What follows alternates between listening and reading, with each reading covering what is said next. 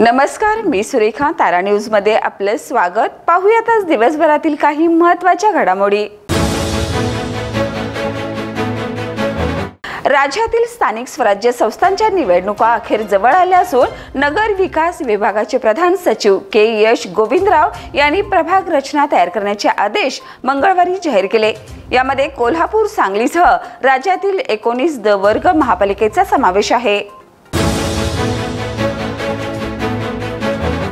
Vivekananda college सभागृहात जिल्हा परिषदेच्या माध्यमिक शिक्षण विभाग आयोजित मुख्याध्यापक मेळाव्यात संजय घोडावत विद्यापीठाचे प्राचार्य डॉक्टर विराट गिरी यांनी बदलत्या तंत्रज्ञानाच्या पार्श्वभूमीवर विद्यार्थ्यांचे शिक्षण पद्धतीत आमूलाग्र बदल होत असल्याचं सांगितलं. त्यांनी स्पष्ट केलं की भविष्यात विद्यार्थी वर्गखोल्यांमध्ये शिकतीलच याची खात्री देता येणार नाही. नवीन शैक्षणिक धोरणामुळे 4 वर्षाच्या पदवी अभ्यासक्रमात संशोधनाची संधीही विद्यार्थ्यांना मिळणार आहे. कोल्हापूर जिल्ह्यातील मराठा समाजातील आर्थिकदृष्ट्या दुर्बल विद्यार्थ्यांना सारथीकडून शैक्षणिक मदत देण्यात येते. याचा लाभ जिल्ह्यातील 227 PhD संशोधकांना होतोय. मात्र गेल्या 6 महिन्यापासून त्यांना सारथी शिष्यवृत्तीची रक्कम अदा करण्यात आली नाही. यामुळे आज शिवसेना ठाकरे गटाच्या वतीनं कोल्हापुरातील सारथी उपकेंद्राच्या व्यवस्थापकीय संचालकांची भेट घेण्यात आली.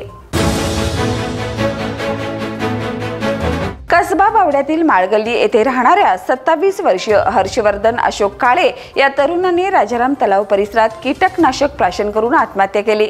फुटबॉलपटू असलेल्या हर्षवर्धनने आईला फोन करत भावनिक निरोप दिला. आई, हा तुला केलेला माझा शेवटचा कॉल आहे असं सांगत बोलणं संपवलं. CPR आणि खाजगी रुग्णालयात उपचारासाठी दाखल केल्यानंतर दुर्दैवाने त्याचा उपचारादरम्यान निधन झाले. गांजा विक्री करण्यासाठी आलेल्या कर्नाटकातील 2 आरोपींना राजारामपुरी पोलिसांनी अटक केली. शमसेद बरेज रियाज मुजावर आणि जियाउल रेहमाज रियाज मुजावर अशी आरोपींची नावं आहेत. ते दोघे बेळगाव जिल्ह्यातील हुक्केरी तालुक्यातील सोलापूर इथले रहिवासी आहेत. त्यांच्याकडून 9 किलो 186 ग्राम वजनाचा गांजा, मोबाईल, हँडसेट, कार असा एकूण 5,650,000 रुपये किमतीचा मुद्देमाल जप्त करण्यात आलाय. आंतरभारतीय शिक्षण मंडळ संचलित सदर बाजार येथील कोरगावकर हायस्कूलमध्ये थोर समाज सुधारक, लेखक आणि विचारवंत साने गुरुजी यांची पुण्यतिथी विविध उपक्रमांनी अभिमानपूर्वक साजरी करण्यात आली. कार्यक्रमाची सुरुवात मुख्याध्यापक संजय सौदलगे यांच्या हस्ते साने गुरुजींच्या प्रतिमेचं पूजन करून करण्यात आली. शिरोळ तालुक्यातील सुपुत्र प्रसिद्ध सामाजिक कार्यकर्ते, पत्रकार आणि सिने अभिनेते डॉक्टर दगडू श्रीपती माने यांना राज्य शासनाच्या सामाजिक न्याय व विशेष सहाय्य विभागातर्फे डॉक्टर बाबासाहेब आंबेडकर समाजभूषण पुरस्कार प्रदान करण्यात आलाय. हा गौरव सोहळा मुंबई येथे भव्य समारंभात पार पडला. एका पत्नीने दिलेल्या अविरत साथीस, सहनशक्तीस आणि निस्वार्थ प्रेमाला शब्दबद्ध करणारे प्रेमापोटी, श्रद्धेपोटी आणि आदरापोटी लिहिलेलं आत्मकथनात्मक पुस्तक रंजन गुंजन लवकरच कोल्हापुरात प्रकाशित होणार आहे.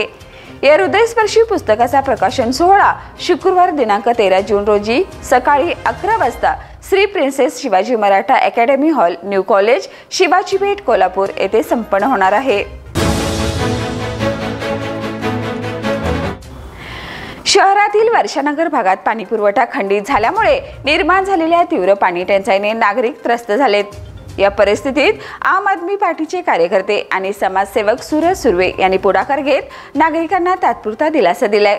सूरज सुर्वे यांनी आपल्या वैयक्तिक प्रयत्नातून टँकरद्वारे पाणी उपलब्ध करून दिले आणि घरोघरी जाऊन पाणी वाटप केले. नूतन IPS अधिकारी बिरदेव डोणे यांनी आज राजारामपुरी पोलीस ठाण्याला भेट दिली. यावेळी राजारामपुरी पोलीस ठाण्याचे पोलीस निरीक्षक सुशांत चव्हाण यांनी पुष्पगुच्छ देऊन त्यांचं स्वागत केलं. त्याचबरोबर विविध विषयावर चर्चा केली. तर या होत्या आज दिवसभरातील महत्त्वाच्या घडामोडी. उद्या पुन्हा भेटूया नवीन बातमीपत्रासह. तोपर्यंत पाहत रहा तारा न्यूज.